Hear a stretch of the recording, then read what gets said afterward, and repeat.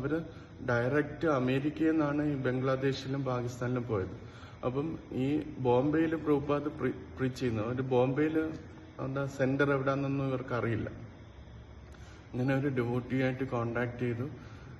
ഇവർ ടെലഗ്രാം ഒന്നും അയച്ചില്ല. പ്രഭുപാദ് ഞങ്ങൾ തിരിച്ചു വരുന്ന കാര്യമൊന്നും ഇവർ അയച്ചില്ല.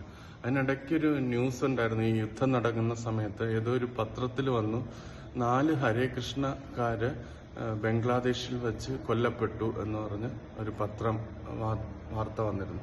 അപ്പൊ പ്രഭുപാദ് അത് പ്രഭുപാദ് മനസ്സിലാക്കി. ഇവര് പോയ സമയത്ത് മനസ്സിലാക്കി. 4 പേര് ഇവര് 2 സന്യാസിമാരും ഓരോ അസിസ്റ്റന്റ് വെച്ചാണ് പോയത്. ഇപ്പൊ 4 പേര് കറക്റ്റ് 4 അപ്പൊ പ്രഭുപാദിന് ഭയങ്കര ആങ്സൈറ്റി ആയി എന്ന് ഹരിശൗരി പ്രഭുപാദിന് പറയുന്നുണ്ട്. ഈ 4 പേര് ഇതായി എന്നുള്ള കാര്യം അറിഞ്ഞപ്പോഴത്തേന്. അപ്പം അങ്ങനെയാണ് അവര് വരുന്നത്. ഇവരും പ്രഭുപാദുമായിട്ടുള്ള കണക്ഷൻ പോയി. ആ മെയിലും ഇതൊന്നും അവർക്ക് പിന്നെ കിട്ടുന്നുണ്ടായിരുന്നില്ല. അവർക്ക് അയക്കാനും പറ്റുന്നില്ല. കാരണം അവർക്ക് എവിടെയാ സെന്റർ എന്നും അറിയത്തില്ല. അങ്ങനെ ഇവര് ബ്രഹ്മാനന്ദ പ്രഭുവും ഗർഗമുനി പ്രഭുവും 2 സന്യാസിമാരും 2 അസിസ്റ്റന്റ്സും ബോംബെയിൽ വന്ന് ഇറങ്ങി. ബോംബെയിൽ വന്നിറങ്ങി ഒരു ടാക്സി എടുത്തിട്ട് അവരന്വേഷിച്ചു എവിടെയാണിത് എന്നാണ്. അപ്പൊ ആ സമയത്ത് ഇസ്കോണ്ടത് ഈ ബോംബെയിൽ നിൽക്കുന്ന ആകാശ് ഗംഗ അപ്പാർട്ട്മെന്റ്സ് എന്ന് പറഞ്ഞൊരു 30 നിലയുള്ള ഒരു വലിയൊരു കെട്ടിടത്തില് 30ാമത്തെ നിലയിലാണ് ഒരു ഫ്ലാറ്റിലാണ് അപ്പോൾ ഇസ്കോൺ ഇത് ഫംഗ്ഷൻ ചെയ്യുന്നത്. ബുല്ലാഭായ് ദേശായി എന്ന് പറഞ്ഞ റോഡിൽ ഉള്ള ആകാശ് ഗംഗ അപ്പാർട്ട്മെന്റ്സിൽ 30ാമത്തെ നിലയിലാണ് അവര് ഫംഗ്ഷൻ ചെയ്യുന്നത്. അപ്പം അന്ന് ക്രോസ് മൈതാനിൽ വെച്ച് ഈ ഇസ്കോണിന്റെ പ്രോഗ്രാം നടന്നുകൊണ്ടിരിക്കുന്ന സമയമാണ്. അപ്പൊ അന്ന് രാമനവമിയാണ്. അപ്പൊ ആ ദിവസം ഇവര് വന്നു. അപ്പം അത് വന്നപ്പോൾ ഉള്ള ആ പ്രഭുപാദിന്റെ ഇമോഷണൽ ഫീലിംഗ് അല്ലെ ഗർഗമുനി പ്രഭു അതിനകത്ത് പറയുന്നുണ്ട്. ഇവർ 2 പേരും ബ്രഹ്മാനന്ദ പ്രഭുവും ഗർഗമുനി പ്രഭുവും അതിൽ കയറി വന്ന് പ്രഭുപാദിനെ കണ്ടപ്പോൾ നമസ്കരിച്ച ഉടനെ തന്നെ പ്രഭുപാദ് ഇരിക്കുന്നിടത്ത് പെട്ടെന്ന് ചാടി എഴുന്നേറ്റ് അവരുടെ അടുത്തേക്ക് ഓടി വരികയായിരുന്നു ചെയ്തതെന്നാണ് പറയുന്നത്. എന്നിട്ട് ഇമ്മീഡിയറ്റ്ലി ആ 2 പേരെയും എംബ്രേസ് ചെയ്തു കെട്ടിപ്പിടിച്ചതിന് ശേഷം ഇങ്ങനെ മുടിയിലും എല്ലാം തൊട്ട് ഒരു ശിഖ പിടിച്ച് വലിച്ചു എന്നാണ് അദ്ദേഹം പറയുന്നത്.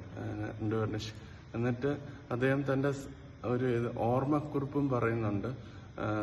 അദ്ദേഹം പ്രഭുപാദ് 1967 സ്ട്രോക്ക് വന്നപ്പോൾ ഇന്ത്യയിലേക്ക് പോയിരുന്നു.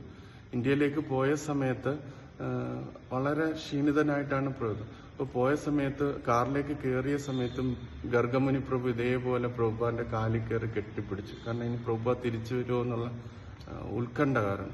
ആ സമയത്തും ഇതേപോലെ പ്രഭുപാദിന്റെ കാറിൽ കയറാൻ പറ്റുന്നില്ല. ഇങ്ങനെ വിടുന്നില്ല, കാലിലിങ്ങനെ കെട്ടിപ്പിടിച്ചു. അപ്പൊ പ്രഭുപാദ് കുറച്ചു നേരം കഴിഞ്ഞപ്പോഴത്തേനും അദ്ദേഹത്തിന്റെ തോൾ ഇങ്ങനെ തട്ടിയിട്ട് ദിസ് ഇസ് ഓൾ റൈറ്റ് എന്ന് പറഞ്ഞിട്ട് ഇങ്ങനെ ശിഖ പിടിച്ച് ഇങ്ങനെ പൊക്കിയെന്ന് പ്രഭുപാദ് അത് അദ്ദേഹം പറയുന്നു. അപ്പോൾ അദ്ദേഹം തന്റെ സാക്ഷാത്കാരം പറയുന്നത് പ്രഭുപാദ് നമ്മളെ എംബ്രേസ് ചെയ്തപ്പം നമ്മുടെ കോടാനുകോടി ജന്മങ്ങളിൽ അതാ ഒരു പ്രത്യേക ഫീലിംഗ് ആണ് എന്നാണ് ഗർഗമുനി പ്രഭു പറയുന്നത്. പരിശുദ്ധ ഭക്തൻ നമ്മളെ ആലിംഗനം ചെയ്യുമ്പം നമ്മുടെ കോടാനുകോടി ജന്മങ്ങളിലുള്ള പാപങ്ങൾ ഇങ്ങനെ സ്പാർക്ക് പോലെ നമ്മുടെ ശരീരത്തിൽ നിന്ന് പോകുന്ന പോലൊരു ഫീലിംഗ് ആണ് എന്ന് അദ്ദേഹം പറയുന്നുണ്ട്. എന്നിട്ട് പ്രഭുപാദ് അന്ന് രാമനവമിയായിരുന്നു. അപ്പം നമുക്ക് ഫാസ്റ്റിംഗ് ആണ് വൈകിട്ട് വരെ. പക്ഷെ അന്ന് പ്രഭുപാദ് ഇവരോട് ഡിവോട്ടീസിനോട് ഇവർക്ക് പൂരി, സബ്ജി, ഹലുവ ഇതെല്ലാം കുക്ക് ചെയ്ത് അവർക്ക് കൊടുക്കാനായിട്ട് പറഞ്ഞു. എന്നിട്ട് നിങ്ങൾ ഞാൻ ബാക്കി കാര്യങ്ങൾ പിന്നെ ചോദിക്കാം, നിങ്ങൾ ഈ ഭക്ഷണമൊക്കെ കഴിച്ച് റെസ്റ്റ് എടുക്കുക, അതിനുശേഷം ഞാൻ ബാക്കി കാര്യങ്ങൾ ചോദിക്കാമെന്ന് പറഞ്ഞു. അപ്പം അതില് ഗർഗമുനി പ്രഭു തന്റെ സാക്ഷാത്കാരം പറയുന്നത് ഒരു പരിശുദ്ധ ഭക്തന് ഭഗവാനോട് അത്രയും ഇഷ്ടമാണ്. അപ്പൊ ഭഗവാന് വേണ്ടി ആരെങ്കിലും ഒരു ചെറിയ സേവനം ചെയ്താൽ പോലും അദ്ദേഹത്തിന് വളരെയധികം സന്തോഷവും. അപ്പൊ നമ്മൾ ഭഗവാന് വേണ്ടി ഒരുപാട് സാക്രിഫൈസ് ചെയ്താൽ പരിശുദ്ധ ഭക്തൻ എത്രമാത്രം നമ്മൾ സംതൃപ്തനാകുമെന്ന് അദ്ദേഹം അതിനകത്ത് പറയും.